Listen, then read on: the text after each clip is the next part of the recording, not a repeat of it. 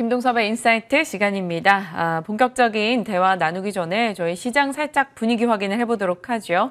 일단 코스피 코스닥 모두 다 0.8% 내외 상승을 기록하고 있습니다. 오늘 장에서는 외국인 기관의 동반 매수 유입되고 있고요. 기관 측에서 2,500억 정도 사는 모습 포착되네요. 기관이 1,000억 원 이상을 IT로 집중하고 외국인 역시나 700억 원 이상 IT로 집중합니다. 그래서 오늘 총 상단에 삼성전자 그리고 SK하이닉스 모두 다 올라서는 모습 보여지고 있고요. 네이버나 카카오도 일단 빨간불을 켰는데 카카오의 방향은 조금 모호하게 진행이 되고 있네요. 삼성바이오로직스 최근에 90만 원대에서 강한 흐름을 보였다가 오늘 장은 0.67% 밀려나는 모습 포착이 됩니다. 오늘 외국인이 많이 사는 쪽 한미반도체, OCI, DB하이텍, SK하이닉스와 같이 IT 쪽 혹은 신재생 쪽에서 일부 종목들이 포착되고요. 금융주로의 매수도 반갑게 느껴집니다. 자, 이러한 시장 속에 뉴욕장 이슈부터 해서 국내에 미칠 영향, 이분과 이야기 나눠봐야겠죠. 안녕하십니까? 네, 안녕하세요. 네, 밤사이 뉴욕장도 이틀 전에 하락분을 조금 만회해 나가고 코카콜라나 버라이즌 등의 실적에 좀 반응을 보여주는 모습을 보였는데요. 요즘에 뉴욕장도 계속 순환매가 나서 조금 대응이 어렵게 느껴지기도 합니다. 어찌 판단하시는지요? 미국 시장도 사실 대응이 굉장히 어려운 거 맞고요. 사실 이틀 동안 급등을 하면서 며칠 전에 빠졌던 그 하락분을 다 만회를 했어요. 그런데 추세를 변하거나 한 것은 아무것도 없습니다. 제자리에 갖다 놨다. 뭐 이 정도가 정답이죠. 미국 시장이 오른 이유가 실적에 대한 부분이 좀 가시화됐어요. 뭐 시장 전문가들은 시장을 실적이 받쳐주고 있다. 뭐 이런 얘기를 하죠. 사실 실적이라는 것은 우리가 그 유동성 장세 후에 실적 장세에 주가를 치고 가기를 바랬는데 하락분을 막아주는 정도로 이렇게 해석을 좀 하는 것 같습니다. 그렇지만 요 근래에 사실은 1분기 때부터 실적 장세를 얘기를 많이 했었는데 실적이 시장에 반영을 거의 안 하던 시장이 코카콜라나 버라이즌 같은 종목들 실적이 좋았다 그래서 시장의 방향성을 재개한 거로 좀 얘기를 하고 있어요.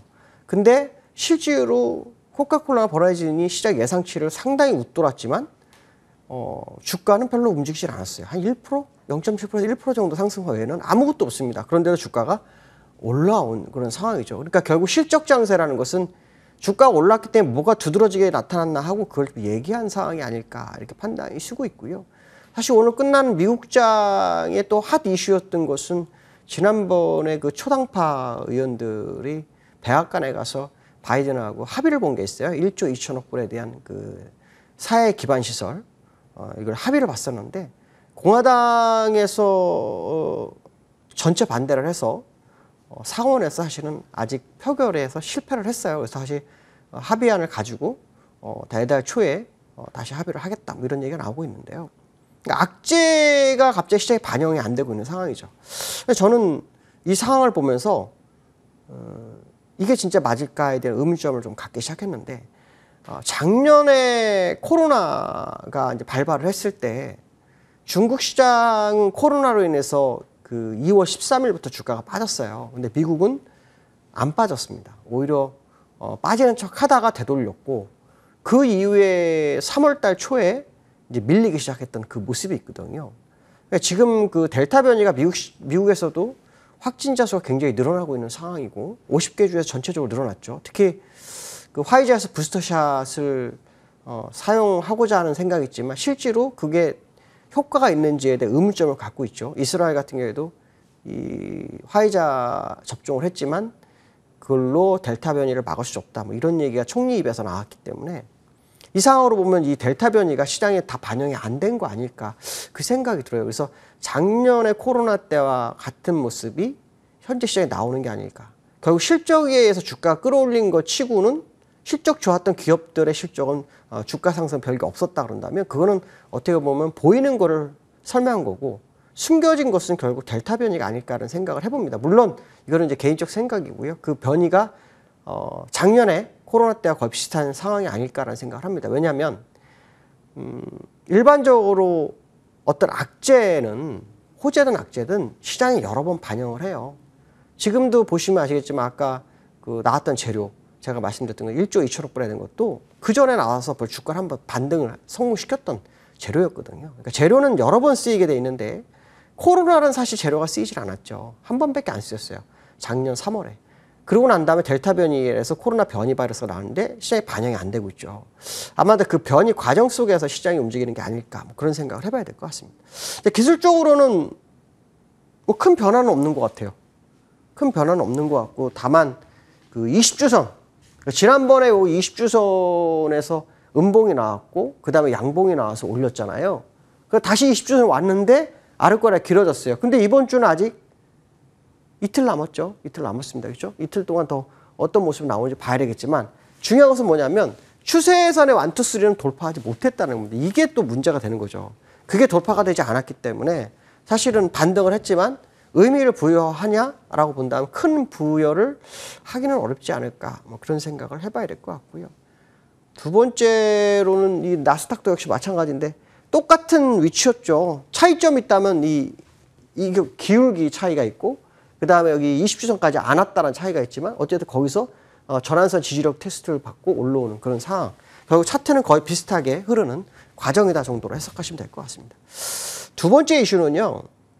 제가 요즘 삼성전자 얘기 굉장히 많이 합니다. 왜냐하면 우리나라 시장이 정말 삼성전자 아니었으면 3천을 못 봤죠. 그건 아마 인정하셔야 됩니다. 왜냐하면 작년 11월 달에 11월 1일부터 슈퍼사이클 얘기 나오면서 삼성전자가 6만 원대부터 96,800원까지 그냥 순식간에 11주 동안 날아갔어요. 그게 이제 우리나라 시장을 끌어올린 재료였단 말이에요. 그러니까 삼성전자가 가지 않으면 주가는 갈 수가 없다는 게 제가 보는 관점이거든요. 근데 삼성전자가 78,400원이 3주 전 저점이었어요.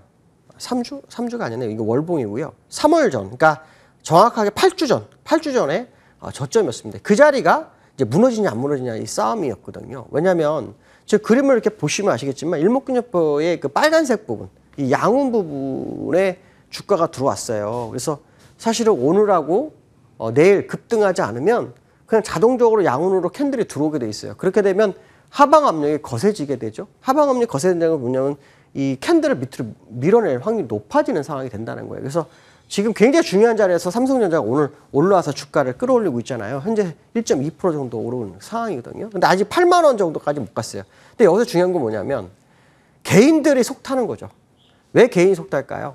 작년에 슈퍼사이클 하면서 유튜브 어디간에 삼성전자만 사라 해가지고 삼성전자 사신 분들 정말 재미를 잘 봤어요. 근데 문제는 뭐냐면 후속으로 들어가신 분이 문제죠. 삼성전자에 올해만 들어간 돈이 사실 개인들이 올해 64조로 샀어요. 61조를 개인들이 코스피에서 샀는데 그중에 30조, 딱 절반이 삼성전자예요. 그러면 작년 2월 1일부터 개인들이 전체 코스피를 올 7월 22일까지 산 돈이 얼마냐면 정확하게 104조 6천억 정도 됩니다. 그러니까 개인만 샀어요, 개인만. 근데 그 중에서 작년 삼성전자 들어간 거, 올해 들어간 거 삼성전자 거의 절반 이상 들어갔을 거 아니에요. 그럼 그들이 지금 어떻게 했을까요? 단가로 보면 지금 손실 중이라는 거죠. 이익이 전혀 없는 상태예요. 그러니까 결국 개인들 입장에서는 이거를 계속 가져가야 될까? 물을 타야 될까? 고민할 수밖에 없는 자리예요. 고민할 수밖에 없습니다. 그래, 이거 왜 이런 현상이 나타날까? 첫 번째는 개인들이 너무 많다. 전체 지분으로 따지면 11%밖에 안 돼요. 그렇지만 여기서 중요한 건 그겁니다. 올해 들어온 게 11%인데 중요한 것은 올해 탔다는 겁니다. 이전부터 가지고 있던 물량이 아니라 한순간에 그만큼 물량을 개인들이 집어갔다는 거죠. 그 자체가 무게감을 주고 있는 상황이다. 이렇게 보시면 될 것 같고, 지금 이 반도체가 전 세계 치킨 게임에 접어들었어요. 그래서 TSMC, 인텔 뭐 난리가 아닙니다. 특히 미국이란 나라가 반도체를 걸고 넘어졌어요. 트럼프 대통령 때는 아시는 유전에 대해서 셰일가스를 살리기 위해서 유전을 건드렸죠. 그래가지고 오펙이고 뭐 다 박살을 내버리는 상황이 됐고 유가가 마이너스까지 가는 그런 불가한 일이 벌어졌었는데, 불가사의한 일이 벌어졌었는데, 지금 딱 대통령이 바뀌면서 반도체를 치고 들어왔단 말이에요. 삼성전자로서는 기술 격차를 벌리든지 뭔가 재료를 가져가야 되는 거죠. 근데 그 재료가 지금 부재한 상태죠. 그러니까 전문가들 입장에서 하는 말은 전부 다 뭐냐면 실적은 작년에 슈퍼사이클 때문에 더 좋아진 건 사실이다. 그래서 반영을 했다. 이제는 새로운 뉴스가 필요하다. 이 얘기를 하고 있어요. 새로운 뉴스가 뭘까요? 새로운 뉴스는 뭐 한 두세 가지로밖에 해결이 안 될 것 같아요. 하나는 뭐냐면 기술 격차를 더 벌려서 시장 지배력을 더 강화했다라든가, 그렇죠? 아니면은 또 공급에 문제가 생겨서 반도체 가격이 뛰는 방법, 그렇죠? 그래서 수급 조절이 될 수 있는 상황이 되느냐. 마지막으로 난 이건 뭐 될지 안 될지는 모르겠지만 8월 15일 광복절을 기다리고 있죠, 삼성은. 투자자들은 아마 기다릴 것 같아요. 왜냐면 이재용 부회장이 가석방이냐, 뭐 사면이냐. 지금 딱 가석방이냐, 사면이냐. 이 얘기하는 거 보면 가석방은 기본으로 되나 보다 하는 생각이 듭니다. 물론 그거는 뭐 아무도 알 수 없지만, 이제 뉴스로 보면은 가석방이냐, 사면이냐, 뭐 이런 얘기가 많이 나와요. 그거에 따라서 시장이 움직일 수 있느냐, 없느냐. 이게 이제 구별되는 시장이 됐다는 거죠. 근데 기술적으로는 여전히 상방으로 가기에는 버거운 거죠. 이게 딱 보시면도 우하향으로 이렇게 서서히 기울잖아요. 그래서 오늘 뭐 올라왔지만 이 이후의 흐름을 좀 더 관측하면서 시장 접근하시는 게 맞겠다라고 말씀드릴 수 있고요. 세 번째로는 우리나라 지수가 미국하고 약간 차이점이 생길 것 같다는 생각이 듭니다. 오늘은 일단 미국하고 거의 같이 움직이고 있어요. 근데 한 이틀 전부터 미국과 우리가 다른 모습이 보였어요. 미국이 2% 빠질 때 우리나라 0.3% 빠졌고요. 미국이 1.7% 올 때 우리는 빠졌어요. 오늘 아마 그 윗끌림 안기 때문에 아마 시장이 좀 움직이는 것 같은데, 오늘 이어서 보면서 느끼는 게 하나 있습니다. 뭐냐면 외국인들이 선물 가지고 조절을 엄청 많이 해요. 1조 2천억을 팔았어요. 매수를 했어요. 어제 8천억을 매도를 했는데, 그렇지만 이걸 전체로 보시면요, 이런 일이 벌어져요. 여기 보시면 외국인들은요, 주가가 빠질 때는 현물을 무대기를 파는데 올릴 때는 안 삽니다.